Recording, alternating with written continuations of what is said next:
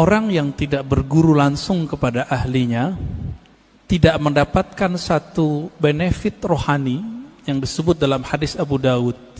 Apa kata Nabi? Nadrallahu mra'an. Allah beri nadrah. Nadrah ini nama lain dari nawwara. Allah beri cahaya yang memancar di wajah. Nadrallahu mra'an, Allah akan pancarkan cahaya lewat wajah seseorang. Sami'a maqalati, yang mau berguru langsung mendengarkan hadisku. Orang Arab dulu kalau menyebut sami'a itu nggak mungkin online, nggak mungkin lewat Google, mesti berguru ke ahlinya. Nggak mungkin. Kenapa? Dulu disebut sama pasti hadir. Itu sebabnya Imam Syafi'i dulu tidak terima persaksian orang yang hadir di konser-konser musik yang musiknya ada kefasikan. Ada penampilan orang buka aurat ya, bukan lagunya sebenarnya oleh Imam Syafi'i. Kenapa? Sami'ah, begitu kalimatnya, karena dia hadir, mendengar itu dulu nggak mungkin lewat MP3. Jadi dulu orang mendengarkan musik, melihat para seniman-seniman musik itu dulu, dia sudah bermaksiat lahir batin. Bapak masih ingat kalau yang pernah ke Mesir, di Mesir itu ada tari perut, kebuka. Ditonton itu Pak. Imam Syafi'i mengatakan orang yang nonton begitu gak diterima persaksiannya. Kalimat bahasa Arabnya sami'a. Karena sami'a artinya dulu pasti offline, pasti ketemu langsung, tatap muka.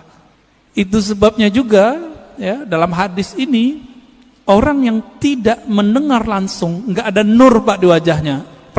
Lihat aja, gak ada nadrah. Semakin dia tambah ilmu itu masuknya ke otak. Otak ini bekerja dengan akal. Sedangkan hidayah masuk ke kolbu. Beda tuh.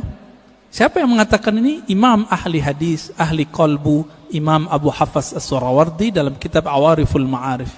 Makanya banyak orang berilmu belum tentu dia punya hidayah di kolbunya. Kalau itu yang terjadi, tambah ilmu, tambah sombong. Jadi kalau dengerin kajian di YouTube, di TV-TV online, TV-TV satelit, apa yang terjadi?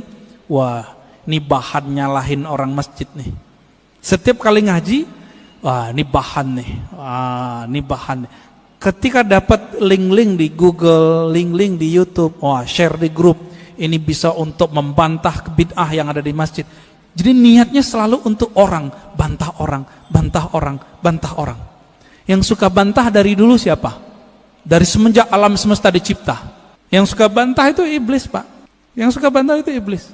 Makanya Nabi SAW mengatakan, ketika ada orang membantah Nabi, i'dil ya Muhammad, ittaqillah ya Muhammad. Muhammad, kamu berbuat adil lah.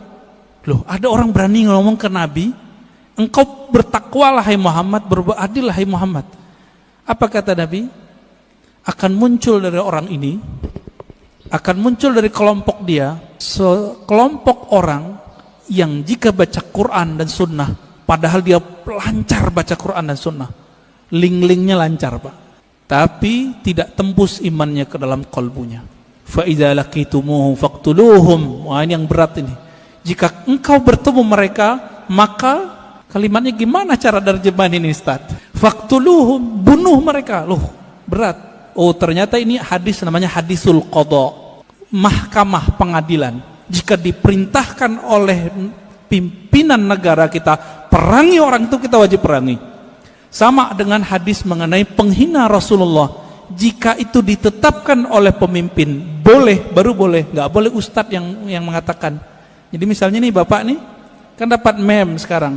Aku penggal lehermu, wahai penghina Nabi. Itu orang jahil. Nggak boleh ngomong begitu. Hadis mengenai memenggal, membunuh orang penghina Rasulullah SAW, hadisnya cuma hasan. Dan ini bertentangan dengan kisah Nabi waktu di Taif. Nabi dihina, bukan lagi dibuat gambarnya, dihina, dilempar di Taif. Apa kata Nabi? Hancurkan Taif atau selamatkan Taif? Selamatkan ya Allah, semoga keturunan mereka beriman kepadaku. Jibril datang, apa kata Jibril? Ya Muhammad, maukah engkau aku hancurkan negeri Taif?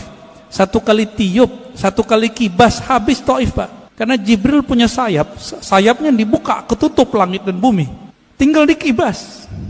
Tapi Nabi Muhammad bilang apa? Di sini saya tahu, tambah mengenal sosok Nabi Muhammad, ternyata beliau lebih berkualitas tinggi dibandingkan Jibril.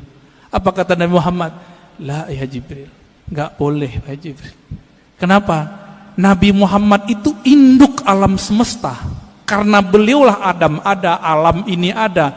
Kalau seorang ibu, maukah anaknya dibunuh? Maukah Pak? Anaknya dibunuh? Nggak mau. Nabi meskipun melihat anak-anak rohaninya ini, pancaran-pancaran dari dirinya ini, belum kenal dia, beliau nggak bilang hancurkan ya Allah, enggak.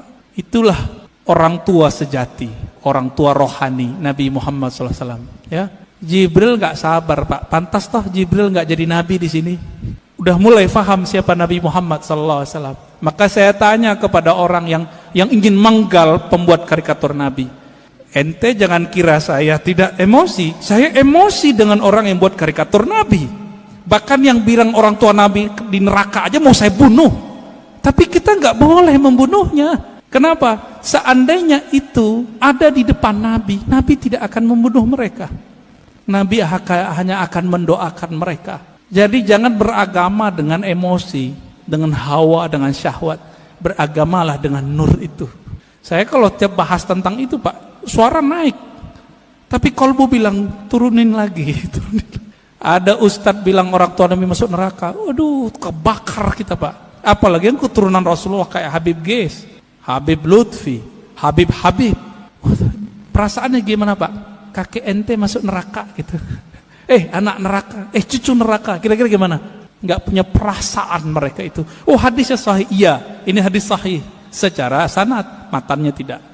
Ilmu hadis itu bukan hanya ilmu tahu ini sahih tidak sahih, tapi juga ilmu tentang matannya. Ilmu matan hadis, wajib belajar akidah. Maka ciri-ciri orang yang menyimpang dari ahlus sunnah, membaca hadis tidak dengan kaidah akidah ahlus sunnah, fikih ahlus sunnah, dan ilmu tasawuf ahlus sunnah. Menyimpang dari itu, jadinya kayak mereka itu kurang ajar sama Rasulullah Sallallahu Alaihi Wasallam.